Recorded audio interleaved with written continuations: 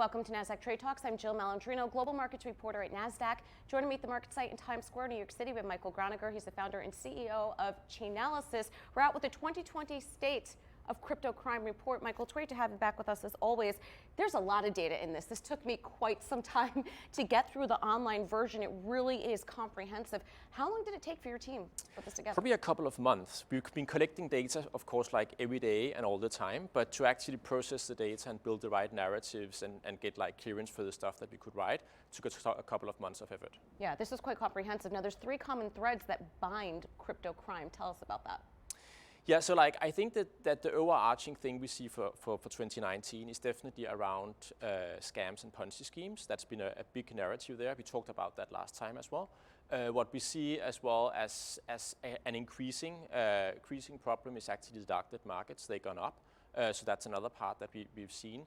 And then I think that I would highlight the terrorist financing, even though it's counted in tens of thousands, so it's like small amounts in compared to the other ones, then it's still a problem because like for $10,000 you can make a lot of harm and you can like amplify things that way. So these are like the things that I'd like to amplify there. Let's talk about the white collar side of crypto crime. Yes. And what can be done about that?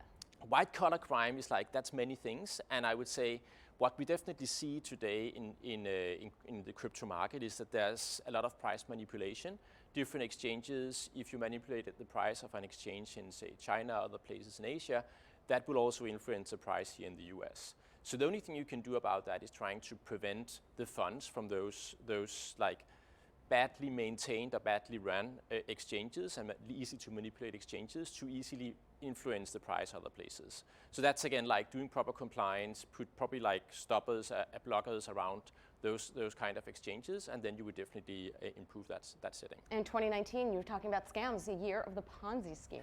Yes, we are counting billions of dollars, and we've seen like individuals, not like rich people, but small people trying to pay into a scam. They think it's a good idea. They see that their investment goes up 10x or so in a short time, and suddenly they put their life savings into a scam, and it's all gone.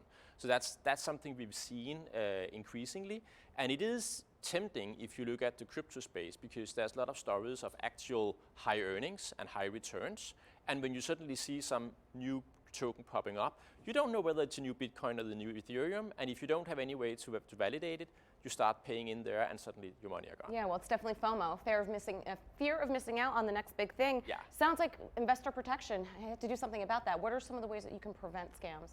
So preventing scams is again like trying to be educated about how you're spending your money and investing there. Read properly up about things, talk to whoever is like more knowledgeable in the crypto space than yourself and try to understand it that way. So these are some ways to prevent it. If you look at it from a government point of view, it's again saying, well, use regulated exchanges, buy cryptocurrencies there. That's already a pretty good way to enter a market with high volatility and a good chance for earning money. As soon as you go to rogue web pages abroad, then you don't really know what happens.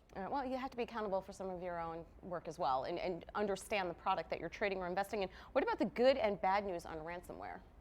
So on ransomware, what we've seen there is that I would say the bad part around ransomware is definitely that we see ransomware as a service. You can basically download a toolkit, and using that toolkit, you can build your own ransomware campaign. And that means that you get a lot of smaller campaigns. So I would say if you look at 2019, the problem has decreased, it's been smaller, but also it's way more diverse. It's like a lot of small campaigns, as I mentioned, and it's concentrated mainly like almost half of the like earnings from ransomware has been here in North America. All right, now, Darknet. Tell us what that is and really how to respond to that kind of market activity. Yeah, so Darknet markets. So dark web is like the Tor browser. You can have an anonymous part of the internet where you can surf around and see things more or less anonymously. So it also means that you can run like the Amazon or the eBay where you can sell things that you are not allowed to sell anywhere else. You're still not allowed to sell I took a look at some of it in this report, yes. And it blew my mind that people are sick. Let's just people are sick, like yeah. Wow. But like what is then you can buy and sell, for example, drugs, weapons, anything from poison and other substances, and the thing is that you have a big marketplace there, and we actually see that there's been increasing volume in those marketplaces there. Again, like diversified, and if you look at it over time, There was one, Alphabet was clearly like the biggest of all revenue over time. That got shut down a couple of years ago, but we still see like darknet markets as being a problem. And all right, and you touched on terrorism financing, one of the smaller areas of crypto crime, but still concerning nonetheless, particularly as the world gets more adept with this kind of technology. Yeah, and what we see in terms of the terrorist financing campaign has been that they've been increasingly sophisticated. So in the early days, they would basically set up an address on an exchange and ask people to pay there. That address is now on the OFAC list, so it's like a sanctioned address that you should not pay to, and if you pay to, you have a problem.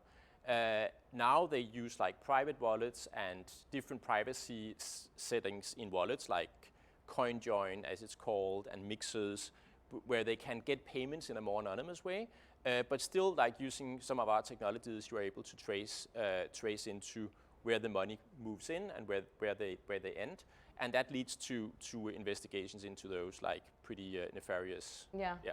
Well, I mean, the hackers have certainly gotten more sophisticated, but let's wrap it up here with the evolution of crypto crime. What have you seen over the past 5 to 10 years, and what's being done to fight it going forward? Are we understanding more about this? Yes, I think like over the past many years since I started Chainalysis, we've basically seen that crypto crime has gone from being probably the major activity in crypto, like 25-30% or so, if you look like 5 years back.